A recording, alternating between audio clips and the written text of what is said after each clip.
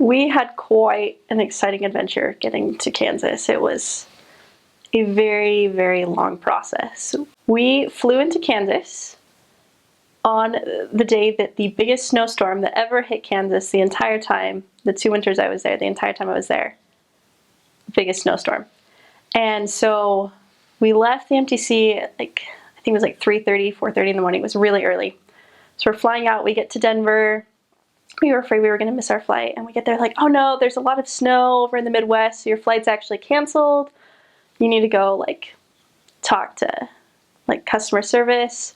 So here we are, and we were a huge, huge group. There was around 21, 22 of us, all going to Kansas, all fresh out of the MTC, and we were all English or native Spanish speaking, and so we'd only been missionaries for 2 weeks.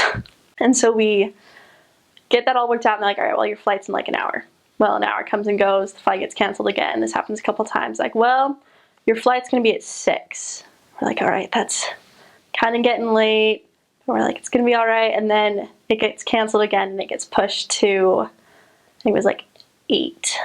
And so they're if it gets canceled again, the next flight's not gonna be until tomorrow at 6 p.m. We're just what do we do if we get stuck in the Denver airports for 24 hours? That's a really, really long time. Luckily for us, the plane was late, but we were able to actually leave that night. And so by the time we got to Wichita, it was about 10:30 at night or so.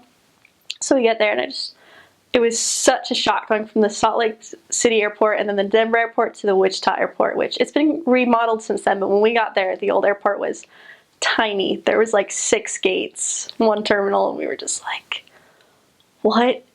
This is so tiny. Is this really it?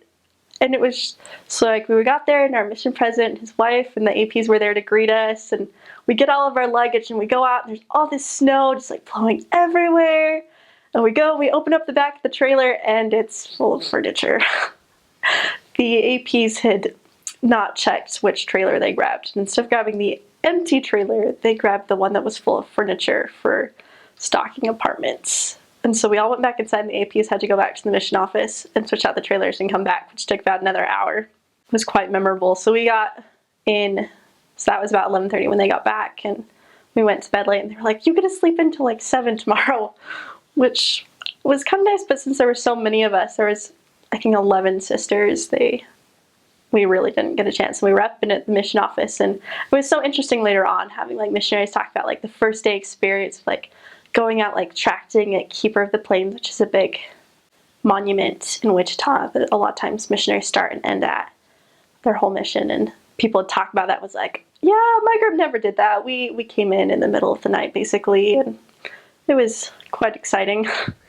So that was, for us, that was coming to Wichita. And then it was interesting because that first transfer devotional, a lot of trainers and missionaries weren't actually able to come in because of the snow. They got stuck out in their areas. And so it was just a very unusual transfer.